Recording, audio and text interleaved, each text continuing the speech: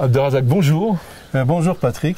Merci de nous accueillir à Marrakech. Nous sommes dans votre propriété, au cœur de la Palmeraie, un jardin absolument magnifique dont vous êtes le créateur. Oui, merci d'être venu. C'est un jardin, je n'ai pas le mérite de l'avoir créé, mais d'avoir continué ce que les paysans ont fait avant moi il y a à peu près un siècle et demi. Quand vous êtes arrivé ici, donc c'était des cultures. C'était des cultures qui étaient cloisonnées. L'agriculteur marocain procédait dans un souci d'économie, d'organisation. Ce sont des carrés en monoculture. Par exemple, vous avez un carré qui va être cultivé avec des orangers et l'autre à côté avec des citronniers et l'autre à côté avec des oliviers, des grenadiers, etc. Alors cette répartition permet, maintenant je me rends compte, de faire un meilleur usage raisonné des ressources pour le jardin et les besoins du jardin. Par exemple, quand on fait la récolte de l'oranger, on n'a pas besoin de la main-d'œuvre pour les autres espèces parce que soit ils ont déjà fait des fruits, soit ils vont faire des fruits plus tard. Pareil, quand on arrose un jardin d'orangers, c'est que les oliviers et les autres plantes n'ont pas besoin. Pareil pour la main-d'œuvre.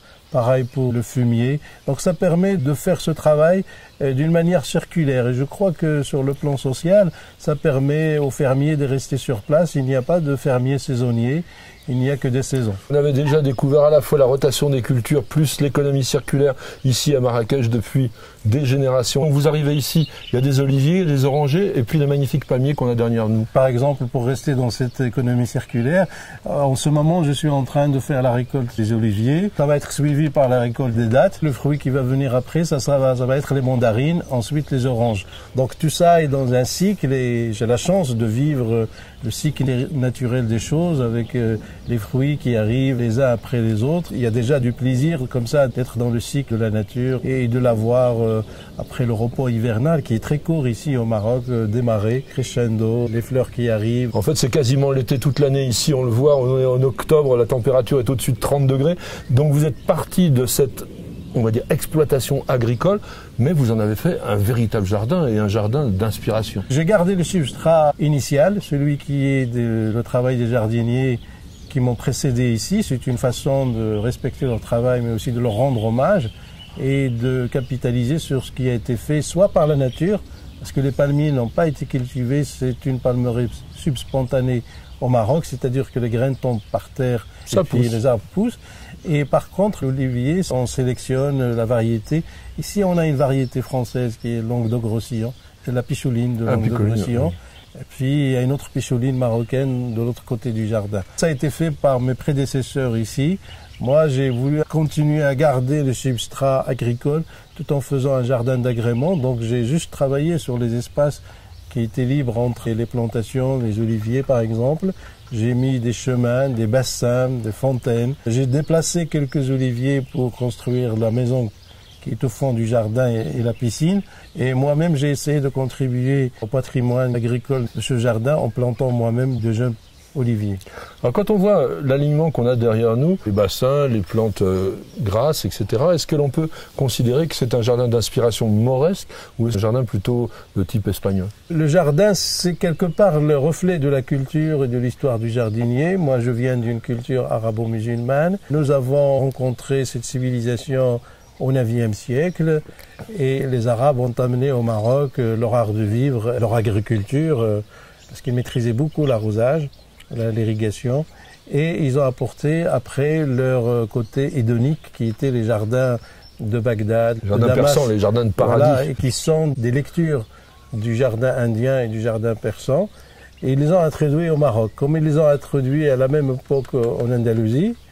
Et puis au XVe siècle, les Andalous sont venus en masse au Maroc avec une culture du jardin andalou, et tout ça a fait que le jardin marocain, c'est une fusion entre le jardin persan, le jardin indien, le jardin islamique, mais qui n'est lui-même qu'une inspiration des civilisations indiennes et persanes. Ces jardins, ils ont 3 points communs. C'est la symétrie dans le jardin, donc c'est une symétrie bilatérale. Donc il y a un axe qui détermine cette symétrie, de l'eau, parce que l'eau est très importante dans le jardin arabo-musulman. L'eau, il a une double fonction dans ces jardins. D'abord, on est dans un pays chaud, donc les bassins vont être des réservoirs d'eau pour les moments et les périodes de l'année où il ne pleut pas, se servir de cette eau de réserve.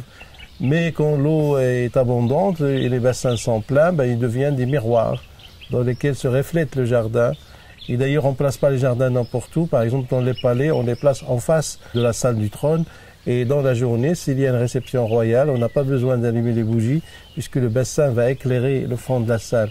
Et on peut renforcer même cet éclairage dans la salle du trône en plaçant des miroirs face au bassin, ce qui permet de réfléchir, d'éclairer l'ensemble. J'ai toujours considéré que l'eau a une double fonction dans le jardin arabo-musulman. Il y a le côté pratique des choses et puis le côté esthétique également. Dernier élément dans le jardin arabo-musulman, c'est de planter des plantes qui ont une odeur, qui dégagent des parfums. Alors là, on est dans Donc on est dans les fleurs d'oranger et les roses, comme vous les avez vues dans le jardin, que j'ai essayé de traduire et de m'en inspirer. Est-ce que l'eau, elle a une signification de purification également? L'eau est toujours sacrée, ça c'est un réflexe humain écologiste avant l'heure. On a toujours respecté l'eau, même quand elle est abondante. Elle est vénérée, fêtée, on lui offre des offrandes, etc. Au Maroc, évidemment, la région où nous sommes ici, près de Marrakech, le climat est aride. Donc l'importance de l'eau est encore multipliée parce que c'est un produit qui peut devenir très rare. Et précieux. Ouais. Vous avez introduit pas mal de plantes autour de nous. Il y a des végétaux qui viennent d'Amérique tropicale ou subtropicale et qui sont des plantes succulentes. Ces végétaux-là, ça fait partie aussi traditionnellement des jardins d'ornement ici? Non, c'est Jacques Majorelle qui a introduit ça il y a un siècle. Jacques Majorelle est un artiste peintre français, mais c'est aussi un très grand amateur de jardin. Il a créé d'ailleurs l'un des jardins les plus connus aujourd'hui dans le monde, le jardin Majorelle, qui est un jardin d'artistes. Lui, il a introduit beaucoup de plantes succulentes. Alors je me suis posé la question pourquoi, et finalement j'ai trouvé que c'est par respect à la culture locale. Donc moi, quand j'introduis des plantes succulentes, c'est pour avoir de la verdure, de la diversité floristique, sans pour autant pomper l'eau des autres plantes qui y ont droit et qui sont là depuis très longtemps. Donc voilà, mes invités sont des gens qui ne sont pas très consommateurs d'eau, qui apportent beaucoup de choses au jardin. Donc j'ai fait ça dans ce souci d'économie de l'eau et je ne voulais pas que les plantes ornementales prennent l'eau qui est normalement réservée aux plantes cultivées dans le sens agricole, quoi. Là, nous étions dans la partie privée du jardin d'Abderrazak. Nous allons maintenant changer d'endroit parce qu'il a étendu ce lieu pour en faire un musée, le musée de la Palmeraie, qui associe art et jardin, mais on sait très bien, le jardin, c'est également un art. Abderrazak, nous voilà dans un milieu mexicain, on va dire carrément. Voilà. Donc là, vous parliez de créer un peu une structure artistique. On a l'exemple architectural simplement par les plantes. On est toujours sur le même terrain de la famille, mais on a décidé, il y a 10 ans, de l'ouvrir au public. Et de ne pas l'ouvrir sous forme de jardin, de l'ouvrir aussi sous forme de musée. Parce que dans la famille, on possédait beaucoup de tableaux d'art contemporain et des sculptures.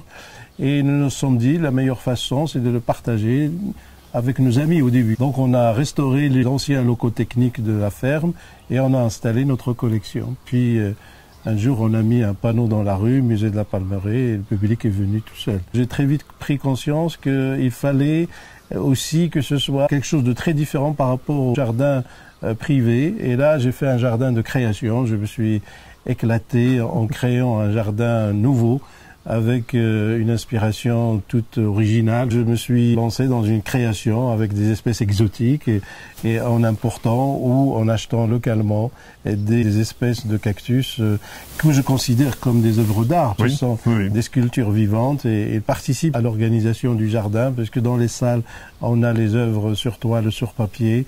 Et dans les jardins, on a posé des sculptures et des ces sculptures vivantes contribuent, si vous voulez, à rendre le jardin le plus agréable. Et puis, il faut créer la surprise. Quand on est jardinier, les artistes aiment créer la surprise. Et je me suis dit au début, je veux mettre 4 éconocactus, puis j'en ai mis 100, et puis on en met, plus c'est beau. Et c'est vrai que ce jardin sec, le public l'aime beaucoup. On voit d'ailleurs un effet waouh quand on arrive par la porte comme ça, et tout d'un coup, on est dans cette collection extraordinaire. Et c'est vrai qu'on dirait tout à fait des œuvres d'art, mais les œuvres d'art que vous exposez sous forme de tableaux sont des artistes marocains? J'ai collectionné des artistes marocains, mais aujourd'hui dans la collection, nous avons des artistes japonais, français, belges, syriens, irakiens, américains. C'est une collection qui s'est enrichie avec le temps. Nous avons dans la famille décidé de les partager pour que, quoi qu'il nous arrive, que cette collection reste ouverte au public. On a créé une fondation et c'est cette fondation aujourd'hui qui a la gestion de ce lieu et de la collection. Je suis toujours obsédé par la question de respect de l'eau. Et ce jardin, on ne l'a jamais arrosé. C'est l'eau de pluie de l'année qui suffit. Et ce jardin a 20 ans, donc c'est un jardin écologique.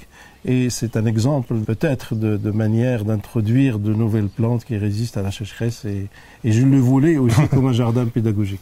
Et un jardin aussi écologique, parce que juste devant moi, il y a une petite abeille là qui est en train de butiner, de creuser le bouton floral du cactus. C'est tout à fait étonnant. Oui. Abderrazak, merci beaucoup de nous avoir fait visiter ce petit paradis au cœur même de Marrakech. C'est un endroit, on disait, où on peut venir voir des œuvres d'art et une partie du jardin. Si on veut se renseigner sur les heures ou les jours d'ouverture, il y a un site internet, musepalmeret.com, qui s'affiche.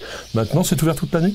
C'est ouvert toute l'année de 9h à 18h. Qu'est-ce qu'il y a une saison particulière, un moment magique plus que l'autre? C'est après le repos hivernal. Le printemps est souvent court au Maroc, mais très joyeux, très exubérant, avec beaucoup de surprises. D'une année à l'autre, c'est jamais la même chose. La nature décide chaque saison d'apporter du nouveau et il y a même de nouvelles espèces qui apparaissent qui n'étaient pas là l'année d'avant. Et le printemps démarre quand ici? On va dire mi-mars. Et peut se terminer début mai ou mi-mai. Au Maroc, les pluies sont concentrées sur les saisons l'hiver et le printemps. La moyenne des précipitations à Marrakech est de 250 mm par an.